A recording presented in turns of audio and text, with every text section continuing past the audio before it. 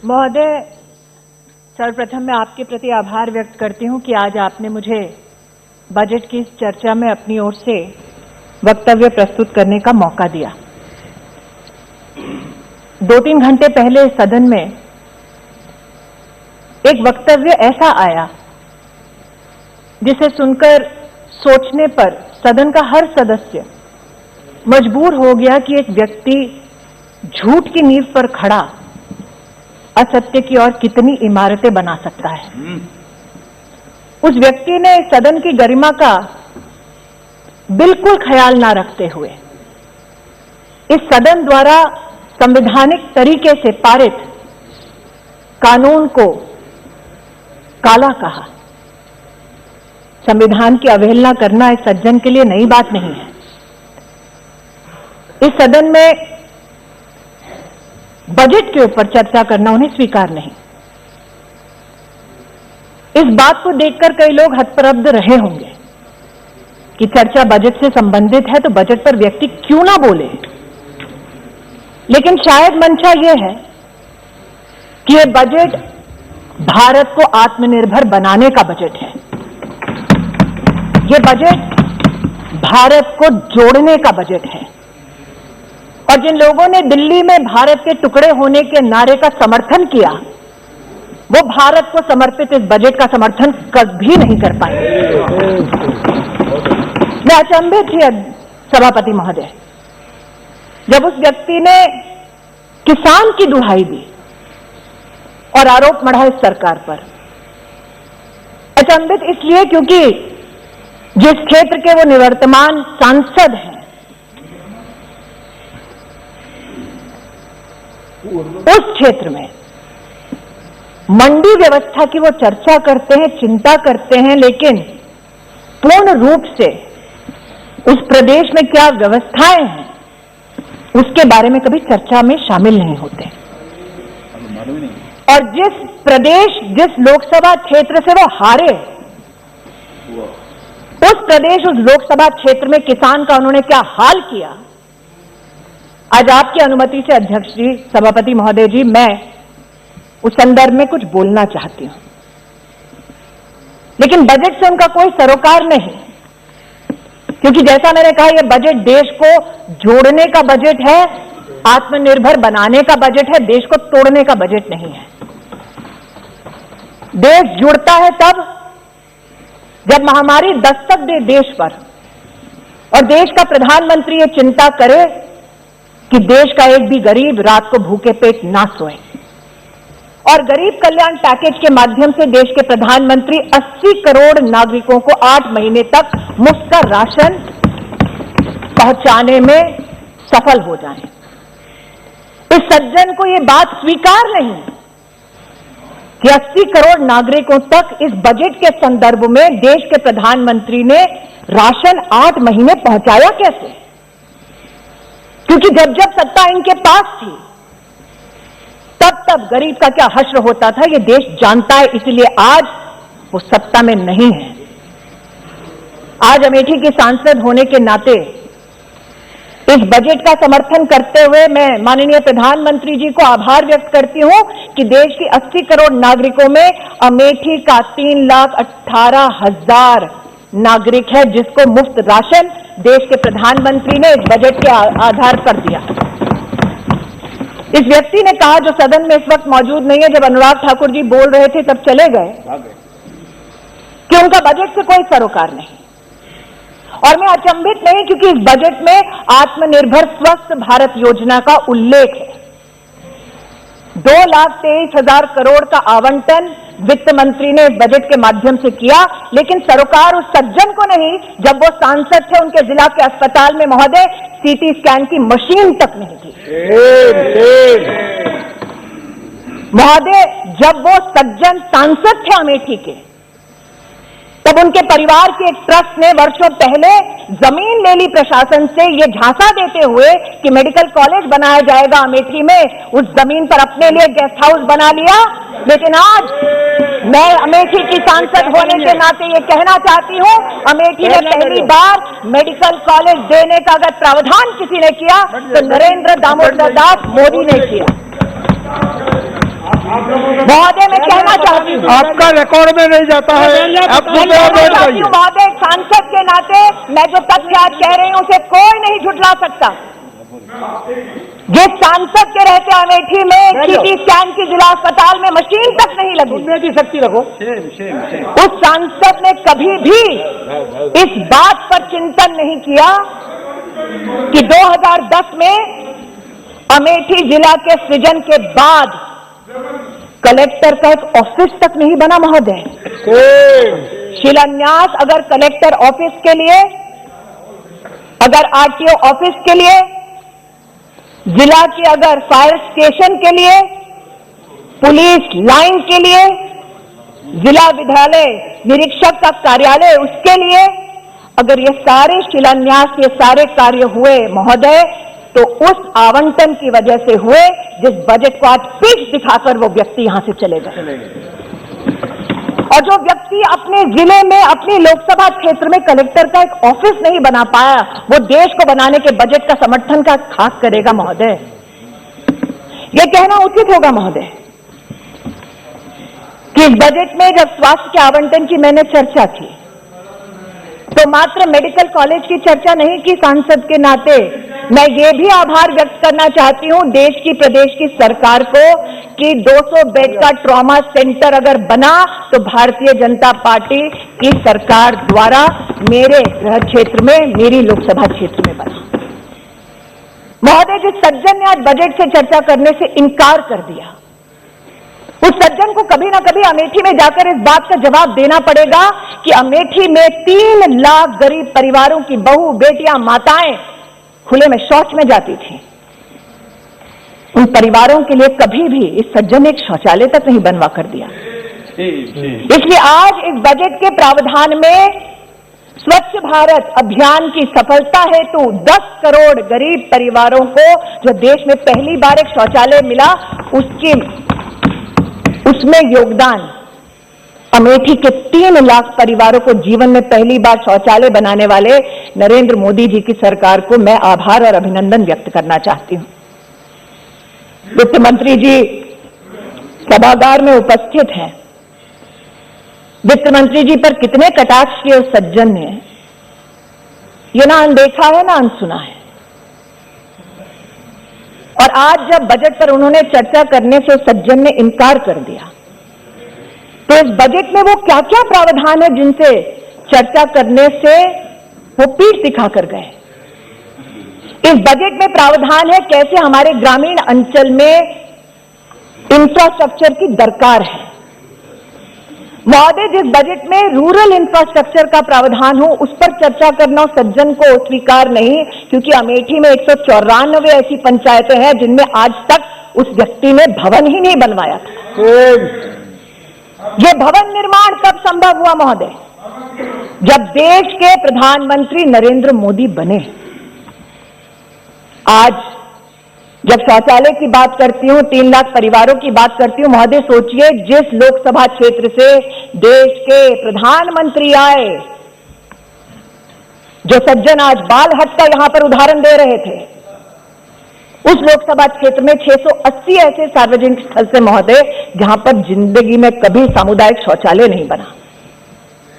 उस लक्ष्य की पूर्ति करने वाले इस बजट का आज मैं अमेठी की सांसद होने के नाते समर्थन करती हूं महोदय, इसलिए खड़ी हुई। किसान का बार बार उल्लेख करने वाले सज्जन, इन्होंने सदन के बाहर जब प्रेस को संबोधित किया था, एक प्रेस कॉन्फ्रेंस में, तो कहा था प्रधानमंत्री को चेतावनी देता हूं कि शहरों में आग लग जाएगी। बार बार देश की कृषि मंत्री ने कहा साहब बताइए तो वो कौन सा क्लॉज है जिस पर चर्चा करनी है। वो क्लॉज कभी नहीं बताया गया। झूठ बोला गया कि एमएसपी का ऑपरेशन बंद हो जाएगा। वित्त मंत्री ने अपने वित्तीय भाषण में कहा कि एमएसपी की तुलनात्मक क्या क्या आंकड़े हैं। मैं आज कहती हूं कपास में 2013-14 में मात्र 90 करोड़ की खरीद की यूपीए की सरकार ने, मोदी सरकार ने कपास के अंतर्गत 26,000 करोड़ की खरीद करके दिखाया।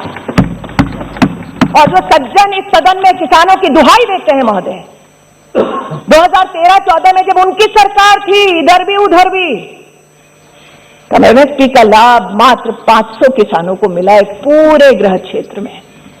एक ऐसा लोकसभा क्षेत्र जिससे 3 जिले जुड़े हैं, वहां पर 500 किसानों को एमएसपी के ऑपरेशन का लाभ दिया इस व्यक्ति ने, जो बजट पे चर्चा नहीं करना चाहता। एग्री इंफ्रा फंड के बारे में वित्त मंत्री जी ने उल्लेख किया, एग्रीकल्चर क्रेडिट के बारे में वित्त मंत्री जी ने उल्लेख किया कि 16 लाख करोड़ हम लोग एग्रीकल्चर क्रेडिट पहुंचाना चाहते हैं। महोदय, इस व्यक्ति के गृह क्षेत्र में जब ये अमेठी के सांसद थे तो जीवन में पहली बार कृषि विज्ञान केंद्र किसी ने खोला तो नरेंद्र दामोदर दास मोदी ने खोला। मैं अचंभित थी कि ये कैसे पीठ दिखाकर जा रहे हैं।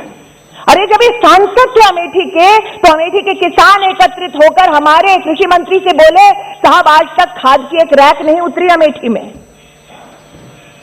खाद की रैक पहली बार गौरीगंज में उतारने वाला अगर कोई था तो उसका नाम नरेंद्र दामोदर दास मोदी है। किसानों की दुहाई देते हैं, मैंने बार बार इनसे कहा कि आपने कोहार में किसानों से जमीनें ली ये कहकर कि आप सम्राट साइकिल और नया नया उद्योग बनाएंगे। उद्योग आपने खड़ा नहीं किया, लेकिन आपकी ट्रस्ट ने उस जमीन को खरीद लिया। वो जमीन जो कमर्शियल किसी एंटरप्राइज के लिए था, एक एनजीओ ने खरीद ली। ऐसा कोई बचा नहीं जिसको जायज में बहादुरपुर के आसपास किसानों से तुम्हें नहीं कुछ बचा। जमीन ली गई ये कहते हुए, अमेठी गए भी नहीं, तुम बैठ जाओ। जमीन ली गई ये कहते हुए मोदी साहब আমি আজকে আপনাকে প্রমাণ দিতে পারি, আমি প্রমাণ দিতে পারি। कुछ नहीं बचा तुम्हें, বলছি আপনি বসুন, আমি বলছি बैठ जाओ।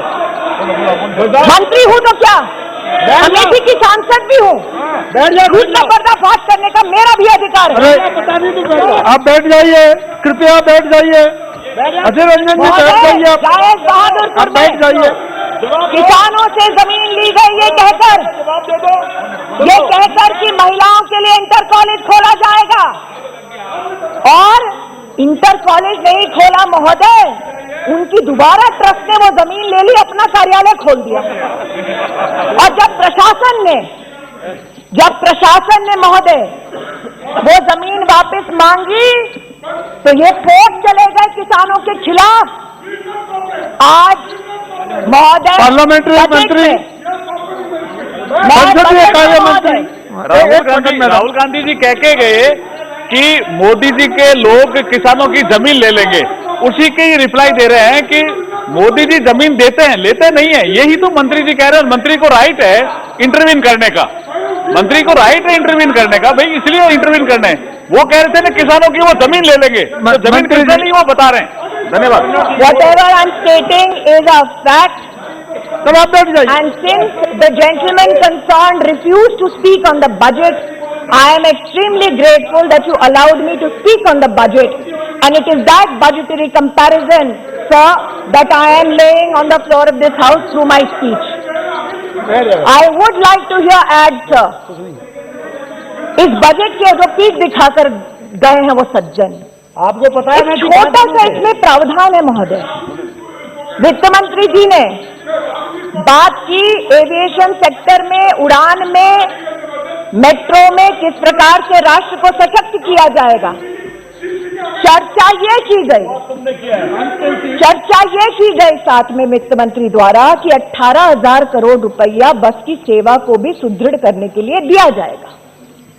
पीठ दिखाकर चले गए, बस की सुविधा के ऊपर चर्चा नहीं की, बड़े लोग हैं।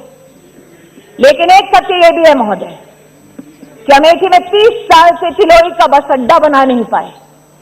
जनता मांगती रही लेकिन नहीं हो पाया। अरे यार, टेक्सटाइल की भी बात करूंगी सर। आपकी सरकार ने 50% पूरा बजट कैसे सरेंडर किया यूपीए में, वो भी बताऊंगी। सुनाती रहती हूँ, डिस्कस कर लीजिए। दूध का दूध, पानी का पानी हो जाएगा उसमें भी। मैं आज महोदय मैडम एड्रेस टू ये कहना चाहती हूँ। अरे भैया आपका बोलना चाहती हूँ महोदय, अजय रंजन जी कृपया बैठ जाइए, आप बैठ जाइए। वित्त मंत्री जी विराजमान है। जब वो रक्षा मंत्री थी, तब जब उन्होंने प्रधानमंत्री जी के आशीर्वाद से AK-203 की पूरे कायाकल्प हो जाए अमेठी में, उसको तब दिया AK-203 का प्रोजेक्ट, जब उसकी सांसद मैं नहीं थी महोदय, वो सज्जन थे। बार बार ये कहना कि द्वेष की भावना से प्रधानमंत्री जी और उनकी सरकार काम करती है। अगर सबसे बड़ा प्रमाण चाहिए कि प्रधानमंत्री जी, उनकी सरकार बिना द्वेष के राष्ट्र निर्माण की दृष्टि से, गरीब कल्याण की दृष्टि से काम करती है महोदय, तो अमेठी से बड़ा उदाहरण उसका कोई नहीं होगा। मैं आभार व्यक्त करती हूं वित्त मंत्री का। उन्होंने रेल के कैपिटल एक्सपेंडिचर के लिए 1 लाख करोड़ रुपए का आवंटन किया। महोदय, जो सज्जन पीठ दिखाकर गए इस बजट की चर्चा को, उस सज्जन ने अमेठी में नेहरू जी के समय से चलता आया महोदय, नेहरू जी से जितने उनकी पीढ़ी दर पीढ़ी नेताओं ने वहां से चुनाव लड़ा, ऊंचाहार से अमेठी रेल लाइन जाएगी, 66 किलोमीटर की रेल लाइन का जनता को सपना दिखाया। सोचिए महोदय, 4 पीढ़ी एक रेल लाइन का सपना दिखाती रही।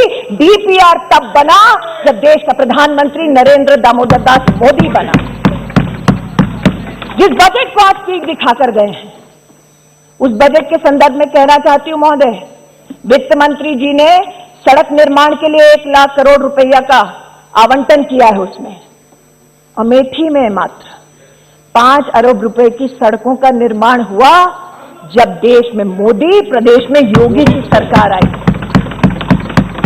अमेठी बाईपास का सपना 30 साल से लोग लेकर बैठे थे, बार बार मांगते इस सज्जन और उसके परिवार से, लेकिन बाईपास उन्होंने कभी नहीं बनाया। बना जब ऐसे ही बजट में नरेंद्र मोदी जी की सरकार ने आवंटन किया।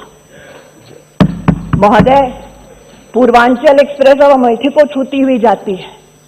महोदय, आज न सिर्फ बस अड्डे की बात होती है, अमेठी में 680 सार्वजनिक शौचालय बनते हैं।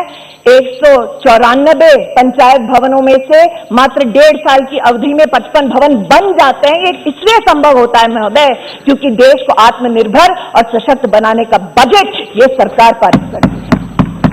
और इसलिए महोदय, भले ही उनको इस बजट से कोई सरोकार ना हो, भले ही उनको ये बजट स्वीकार ना हो, लेकिन देश को ये बजट स्वीकार है, क्योंकि एक बार फिर कहती हूं महोदय, ये देश को जोड़ने का बजट है, देश को तोड़ने का बजट नहीं।